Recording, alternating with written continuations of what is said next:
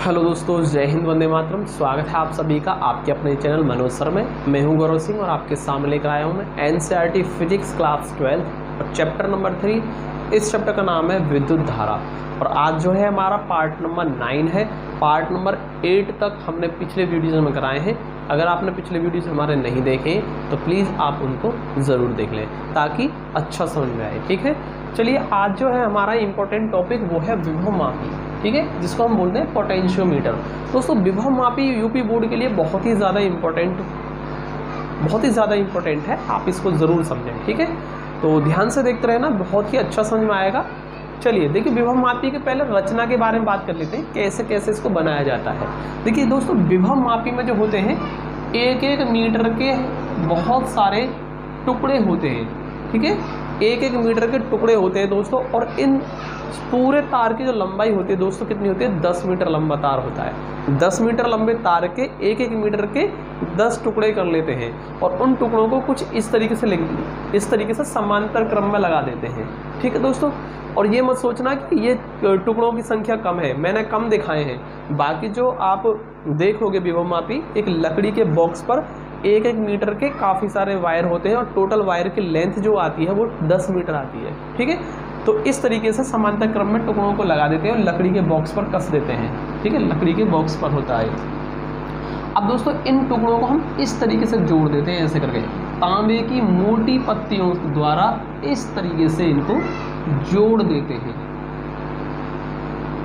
इस तरीके से इन सारी पत्तियों को तांबे की मोटी पत्तियों से जोड़ देते हैं। और दोस्तों जैसे ही इन पत्तियों से जोड़ा जाएगा, ये सारे के सारे जो टुकड़े थे वो आपस में श्रेणी क्रम में जुड़ चुके हैं, यानी पूरा तार आ गया आपका श्रेणी क्रम में हो गया। हालांकि आपने पहले टुकड़ों को समांतर क्रम में लगाया था और फिर आपने इनके सिरों को इस तरीके से जोड़ दिया है कि सारे के सारे तार जो हैं आपके कैसे हो जाए, श्रेणी क्रम में जुड़ जाए।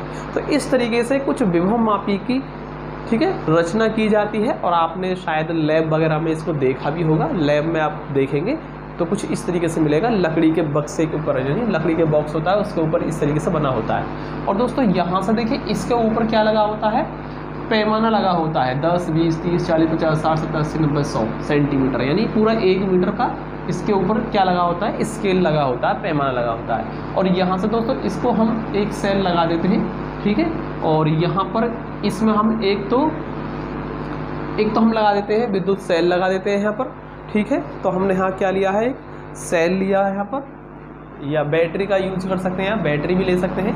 ठीक है, और इसके साथ एक कुंजी और एक धारा नियंत्रक लिया है मैंने, और इस तरीके से मैंने एक परिपथ तैयार कर लिया और इस परिपथ को बोलते हैं प्राथमिक परिपथ। दोस्तों ये जो आएगा यहाँ पर जो सेल लगा हुआ है ना, अब इस विभव मापी से हम करेंगे क्या, विभव मापी की सहायता से हम किसी सेल का विद्युत वाहक बल निकालेंगे। क्या निकालेंगे, सेल का विद्युत वाहक बल। और जब विद्युत वाहक बल निकालना है तो जिस सेल का विद्युत वाहक बल निकालना उसको यहाँ लगाएंगे और इसके साथ यहाँ पर एक क्या लगाएंगे, यहाँ पर इसके आगे का परिपथ जो होगा उसे बोलते हैं द्वितीयक परिपथ। ठीक है, द्वितीयक परिपथ में हम क्या लगाएंगे, यहाँ से इस पॉइंट को जोड़ेंगे किसके साथ, धारामापी के साथ। और धारामापी यानी कि गैल्वेनोमीटर के साथ, गैल्वेनोमीटर का दूसरा सिरा किससे जोड़ेंगे, जॉकी से जोड़ेंगे और जॉकी को इस पर टच कराएंगे कहीं भी किसी भी स्थिति में, या कह सकते हैं किसी भी दूरी पर इसको स्पर्श कराकर हम शून्य विक्षेप स्थिति निकालेंगे, जैसे कि आपने पिछले वीडियो में निकाली थी मीटर ब्रिज में। ठीक है, मीटर सेतु कराया था ना, उसमें भी हमने तार के ऊपर कहीं भी खिसका करके शून्य विक्षेप स्थिति ज्ञात की थी।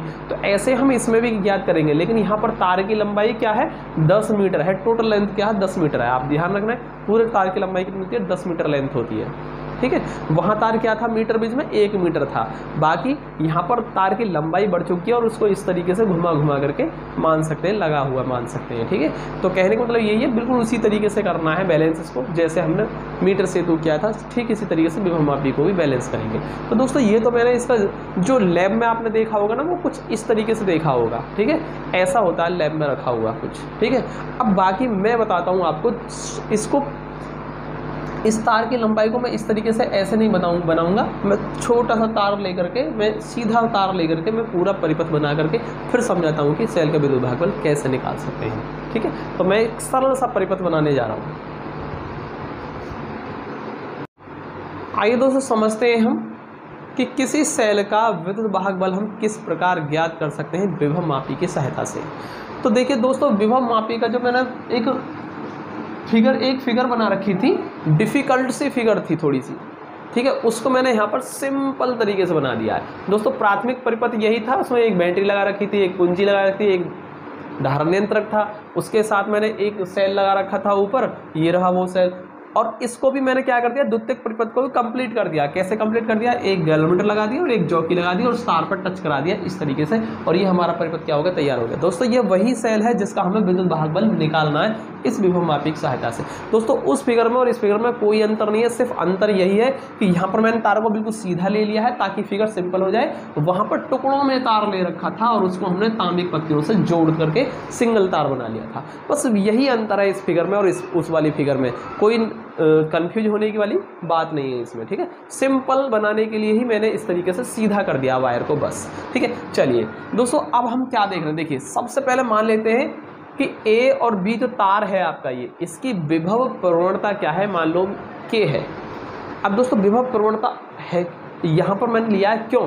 देखिए विभव प्रवणता का मतलब क्या है, जब हम दूरी को परिवर्तित करते हैं, यानी दूरी परिवर्तन के साथ साथ दोस्तों अगर विभव में परिवर्तन आ रहा हो तो वहाँ होता है विभव प्रवणता। और विभव प्रवणता मैंने चैप्टर नंबर 2 में बताई थी, तो अगर आपने नहीं देखा है विभव प्रवणता क्या है, आपको समझ में नहीं आ रहा है, तो विभव प्रवणता आप चैप्टर नंबर 2 में देख सकते हैं। हमारा अलग से वीडियो पड़ा होगा जिसमें मैंने विभव प्रवणता कराई है, वहाँ आपको क्लियर हो जाएगी, ठीक है। तो यानी कह सकते हैं विभव प्रवणता, ठीक है, क्या मान ली, तार की मैंने के मान ली। अब दोस्तों देखिए, ध्यान से देखिए, इसमें विभव प्रवणता क्यों होगी, इसमें आप समझ सकते हैं, फील करिए इस चीज़ को। देखिए जब हम देख रहे हैं कि ये प्लस से टर्मिनल से कनेक्टेड है और ये माइनस टर्मिनल से कनेक्टेड है, अर्थात दोस्तों ए का विभव ज़्यादा होगा और बी का विभव कम होगा। और जब हम ए से बी की तरफ जाएंगे तो विभव लगातार घटता जा रहा है ना, अर्थात दूरी हमने परिवर्तित की, विभव भी परिवर्तित हो रहा है। यही तो है दोस्तों विभव प्रवणता। जब दूरी के साथ विभव में परिवर्तन की दर हो, वहाँ क्या लगाते हैं हम, विभव प्रवणता लगाते हैं। तो यहाँ भी तो वही है विभव प्रवणता, ठीक है। तो दूरी के साथ विभव में परिवर्तन की दर विभव प्रवणता कहलाती है, और हम यहाँ पर फील कर पा रहे हैं कि विभव प्रवणता है। तो मान लीजिए इस तार की विभव प्रवणता कितनी है, के है। और दोस्तों विभव प्रवणता को हम क्या बोलते हैं, प्रति एकांक लंबाई पर विभव पतन भी बोलते हैं, ठीक है। प्रति एकांक लंबाई विभव पतन ही क्या होगा, यहाँ पर विभव प्रवणता होगा और वो क्या होगा, के के बराबर होगा। इतना आप आई थिंक समझ पाए होंगे। अब दोस्तों यहाँ देखिए, इसको संतुलित कीजिए। कैसे संतुलित करना है, जैसे हमने मीटर सेतु को संतुलित किया था, ठीक उसी तरीके से हमें इसे भी संतुलित करना। अब जॉकी को स्पर्श कराइए ए बी तार के ऊपर इस तरीके से, और जहां पर गैल्वेनोमीटर में विक्षेप शून्य पर आ जाए, अर्थात सुई गैल्वेनोमीटर की 0 पर आ जाए दोस्तों, वहीं हो जाएगा ये बैलेंस। और दोस्तों मान लीजिए P बिंदु पर आकर के इसका विक्षेप शून्य हो गया है, अर्थात ये आपका विभव मापी संतुलित हो चुका है। तो मान लीजिए ये P बिंदु है जहाँ पर ये क्या हो गया, संतुलित हो गया। अब दोस्तों यहीं से हमारी स्टार्ट होती है आगे की कहानी।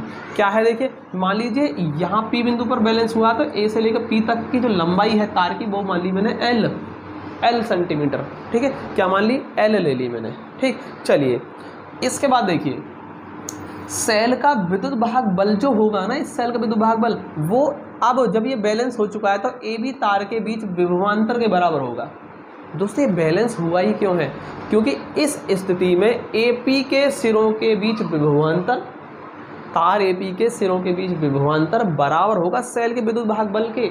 इसीलिए यहाँ पर विद्युत वाहक बल और जो टर्मिनल विभवांतर होगा वो क्या होगा, बराबर होगा। इसी वजह से दोस्तों ये क्या आ रहा है, विक्षेप शून्य आ रहा है। तो संतुलन समझ में आया क्यों हो रहा है यहाँ पर, ठीक है। चलिए आगे देखिए, तो अगर दोस्तों मुझे इस सेल का विद्युत वाहक बल चाहिए तो मैं क्या काम करूं, AP के बीच विभवांतर निकाल लूँ ना, कितना विभवांतर है AP, तार AP के सिरों पर कितना विभवांतर है उसको निकाल लेते हैं। अगर आपने विभवांतर निकाल लिया, वही हो जाएगा सेल का विद्युत वाहक बल के बराबर, और इस तरीके से हम सेल का विद्युत वाहक बल ज्ञात कर पाएंगे, ठीक है। तो देखिए मैंने यहाँ लिखा, सेल का विद्युत वाहक बल E क्या होगा, तार AP के सिरों के बीच विभवांतर के बराबर होगा, अर्थात सेल का विद्युत वाहक बल E किसका होगा, बराबर, कैसे निकालेंगे, विभवांतर कैसे निकालेंगे, AP, तार AP के सिरों के विभवांतर कैसे निकालेंगे, VAP, ठीक है। क्या होगा, VAP तो होगा, मैंने मान लिया विभवांतर कितना होगा, VAP। और दोस्तों निकालेंगे कैसे, L लंबाई में विभव प्रवणता से मल्टीप्लाई करके, तो L लंबाई में विभव प्रवणता से मल्टीप्लाई कर दीजिए आप। दोस्तों L वो लंबाई है जहाँ पर ये क्या हुआ है, बैलेंस हुआ है, और प्रति एकांक लंबाई में विभव पतन क्या है, K है। तो पूरी L लंबाई पर कितना हो जाएगा, L के हो जाएगा, और यही हो जाएगा AP के सिरों के बीच विभवांतर, जो कि होगा सेल के विद्युत भागबल के बराबर। और दोस्तों L की लंबाई यानी L लंबाई को आप मीटर पैमाने से माप लीजिए, यहाँ रख दीजिए, विभव प्रवणता का मान ज्ञात करके इस मल्टीप्लाई करके सेल का विद्युत भागबल निकल गया। तो इस तरीके से दोस्तों हमने क्या कर लिया, सेल का विद्युत भागबल ज्ञात कर लिया। ठीक है दोस्तों, अब सेल का विद्युत भागबल हमने निकाल लिया, यही है इसका काम। तो समझ में आया ना आपको कि कैसे निकालना सेल का विद्युत भागबल। इसके बाद हम स्टार्ट करते हैं इसके अनुप्रयोग। दोस्तों इसके 2 अनुप्रयोग भी हैं। भाई सेल का विद्युत भागबल तो निकालना होता ही है इससे, ठीक है, बाकी इसके 2 अनुप्रयोग भी हैं। पहला अनुप्रयोग क्या है कि हम 2 सेलों के विद्युत भागबलों में तुलना भी कर सकते हैं विभवमापी की सहायता से। और दूसरा अनुप्रयोग क्या हो जाएगा इसका, किसी सेल का आंतरिक प्रतिरोध भी हम इस विभवमापी की सहायता से ज्ञात कर सकते हैं दोस्तों। तो ये आते हैं इसके 2 अनुप्रयोग। तो चलिए स्टार्ट करेंगे हम अनुप्रयोग। दोस्तों अब हम लेते हैं इसका पहला अनुप्रयोग, जो मैंने बताया था क्या है, 2 सेलों के विद्युत भागबलों की तुलना करना। तो चलिए देखिए करते हैं पहला अनुप्रयोग। यहाँ हमें 2 सेलों का अनुप्रयोग, 2 सेलों का यूज करना होगा। क्यों करना होगा, क्योंकि दोनों सेलों के विद्युत भागबलों में तुलना करनी है, तो 2 सेलों की आवश्यकता होगी। तो दोनों सेल कौन से, मान लीजिए पहला सेल E1 है और दूसरा सेल है E2। मैंने इनको समांतर क्रम में जोड़ करके 2 कुंजी लगा दिए, ताकि बारी बारी से मैं इनको ऑन ऑफ कर सकूँ, ठीक है। और एक गैलोमीटर लगा दिया है और मैंने इसको टच करा दिया जॉकी की सहायता से तार के ऊपर। दोस्तों सबसे पहले देखिए हम क्या करेंगे इसमें, ध्यान से देखना। अगर मुझे पहले सेल E1 का विद्युत भागबल निकालना है तो क्या करूंगा, मैं कुंजी K1 को तो ऑन रखूंगा और K2 को कर दूंगा ऑफ। तो केवल जो धारा प्रवाहित होगी ना, वो किससे होगी, वो सेल E1 द्वारा होगी गैलोमीटर में, और विक्षेप आएगा, ठीक है। तो सेल E1 से धारा प्रवाहित होगी इसमें गैलोमीटर में, ठीक है। और फिर उसके बाद तार के ऊपर टच करा करके हम शून्य विक्षेप स्थिति ज्ञात करेंगे। तो K2 क्या है हमारा, ऑफ है, और K1 क्या है, ऑन है। अब हम कर रहे हैं इसको टच, ठीक है, इसको खिसका रहे हैं इसके ऊपर।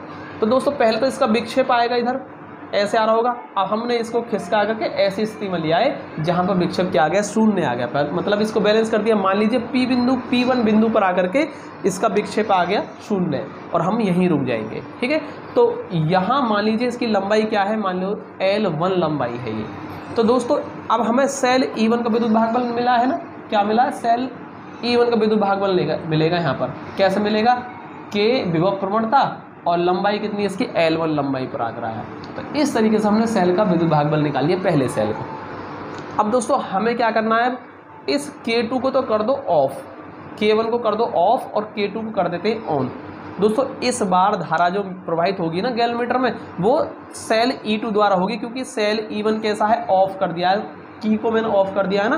तो यहाँ ये कैसा हो गया, यूजलेस हो गया यहाँ पर, ठीक है, इसका कोई प्रभाव नहीं है, ठीक है, ये खुले परिपथ में है। तो सेल E2 से विद्युत भागबल, ठीक है, सेल E2 से धारा प्रवाहित होगी और इसका हमें मिलेगा विद्युत भागबल। कैसे मिलेगा, अब दोस्तों जैसे ही आपने K1 को ऑफ करके K2 को ऑन किया है, तुरंत इसके विक्षेप विक्षेप आना स्टार्ट हो गया होगा गैलोमीटर पे, ठीक है।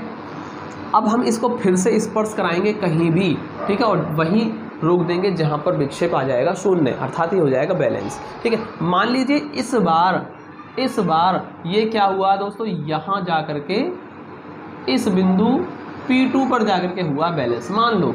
और इसकी लंबाई क्या थी, यहाँ से L1 थी ना, और मान लीजिए अब जो लंबाई है ना ये वाली, ये टोटल ये लंबाई कितनी है दोस्तों, L2 है। पहली वाली हमने क्या मानी थी, L1।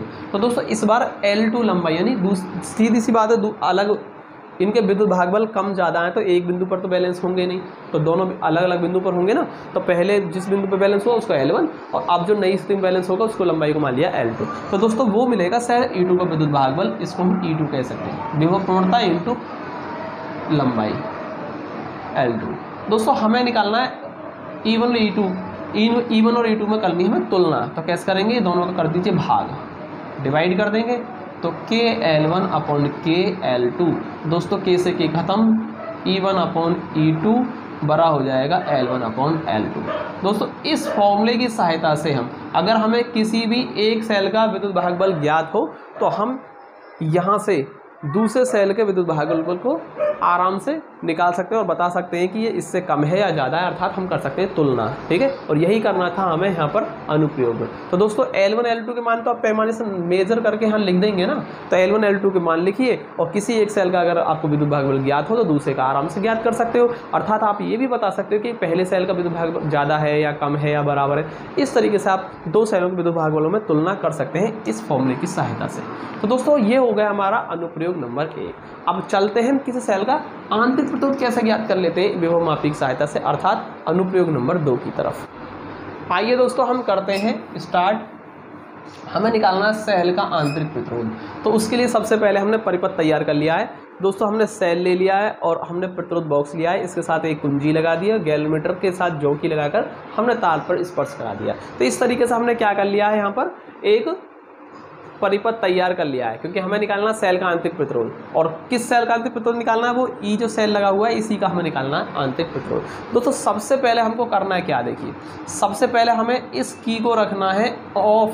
क्या रखना है, ऑफ। की को ऑफ रखेंगे।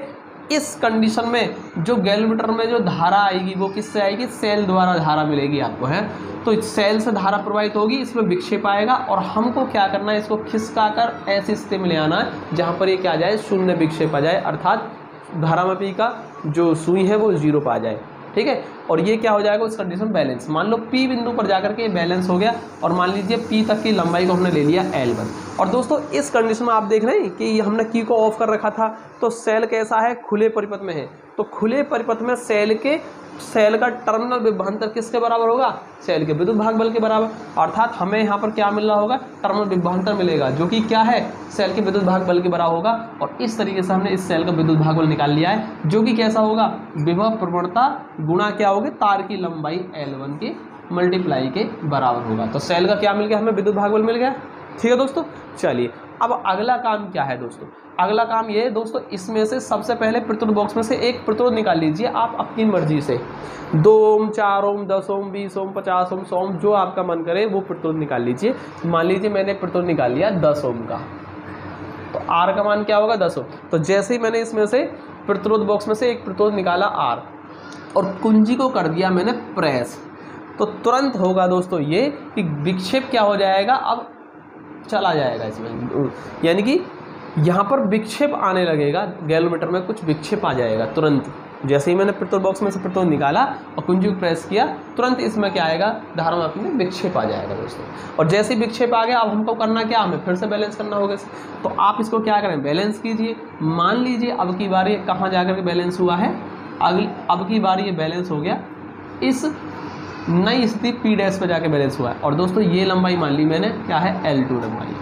तो मान लीजिए L2 लंबाई पर जाकर के, यानी कि P डैश स्थिति में जाकर के ये दोबारा क्या हो गया, बैलेंस हो गया प्रतिरोध बॉक्स में से प्रतिरोध निकालने के बाद। ठीक है दोस्तों, अब देखिए इस कंडीशन में आपको क्या मिलेगा, आपको प्रतिरोध बॉक्स के सिरों पर, ठीक है, क्या मिलेगा, टर्मिनल इसका विभवांतर मिलेगा। ठीक है, क्या मिलेगा, विभवांतर मिल गया आपको। प्रतिरोध के सिरों पर क्या मिल गया, R बराबर 10 ओम के सिरों पर क्या मिलेगा, विभवांतर मिलेगा। ठीक है, और विभवांतर कितना होगा, विभव प्रवणता गुणा लंबाई तार की, जो कि कितनी है इस बार L2 है। तो इस तरीके से हमें E और V मिल गए। ठीक है, तो यहाँ पर हमें क्या मिला, पहली स्थिति में सेल का विद्युत भागबल, दूसरी स्थिति में प्रतिरोध बॉक्स के सिरों पर विभवांतर KL2। अब दोस्तों हमें करना क्या है, दोनों का भाग कर देना है। E/V बराबर हो जाएगा KL1/KL2। K से K खत्म दोस्तों, E/V का जो मान मिल गया वो L1/L2 मिल चुका है हमें। तो हमें मिला है E/V का मान। अब दोस्तों हमें तो ये तो E/V नहीं निकालना, हमें तो सेल का आंतरिक प्रतिरोध निकालना है। तो दोस्तों आंतरिक प्रतिरोध निकालने के लिए हम क्या करेंगे, आंतरिक प्रतिरोध का फॉर्मूला होता है एक, क्या होता है, आंतरिक प्रतिरोध R बराबर कैपिटल R E/V-1 होता है ना। तो इसी फॉर्मूले की सहायता से हम प्रतिरोध निकाल सकते हैं, आंतरिक प्रतिरोध स्मॉल r ज्ञात कर सकते हैं। तो देखिए यहाँ पर आंतरिक प्रतिरोध निकल गया आपका, कोई दिक्कत ही नहीं है। R और दोस्तों E/V का मान क्या है हमारा, L1/L2 है, इसलिए हमने L1/L2 कर दिया है, -1 कर दिया है। दोस्तों ये जो आया ना हमारा, ये जो हमारा फाइनल रिजल्ट आया दोस्तों, इसकी सहायता से हमारा निकल जाएगा सेल का आंतरिक प्रतिरोध। अब आप कहेंगे कि ऐसे कैसे निकल जाएगा, देखिए आप ध्यान से देखिए, R का मान ज्ञात है ना, आपने 10 ओम पे किया था बैलेंस, तो R का मान ज्ञात है, बाकी आपकी मर्जी, आप 10, 20, 50, 100 किसी भी ओम पर कर सकते हो। तो जिस पर आपने इसको ठीक है प्रयोग करते समय आपने बैलेंस किया था आर का मान वही रख देंगे। L1 लंबाई L2 लंबाई आप मीटर पैमाने से यहाँ से नाप कर लिख सकते हैं और इसमें से -1 कर दीजिए और यहाँ से इस सूत्र की सहायता से अब निकल जाएगा सेल का आंतरिक पेट्रोल। तो देखिए दोस्तों इसके दोनों अनुप्रयोग थे, मैंने आपको वो बता दिया किस प्रकार से करने हैं। तो आई थिंक आपको इतना समझ में आया होगा। काफ़ी अच्छा वीडियो है, काफ़ी इंपॉर्टेंट वीडियो है दोस्तों, very very very most important है ये। यहाँ से आपको एक कुछ ना कुछ जरूर मिलेगा आपको यहाँ से, या तो न्यूमेरिकल या फिर इनमें से तीनों में से कोई एक, या तो दोनों अनुप्रयोग में से कुछ मिलेगा या फिर इसका सिद्धांत कार्यविधि यानी सेल का विद्युत भागबल निकालने के लिए आपको मिलेगा बोर्ड में, या फिर इसका एक न्यूमेरिकल भी मिल सकता है। तो ये टॉपिक बहुत ज़्यादा इंपॉर्टेंट है। तो आई थिंक आपको समझ में आया होगा, कोई इसमें प्रॉब्लम नहीं है। मिलते हैं दोस्तों अगली वीडियो में। वीडियो को लाइक जरूर करें, चैनल को सब्सक्राइब कर लें। जय हिंद, वंदे मातरम।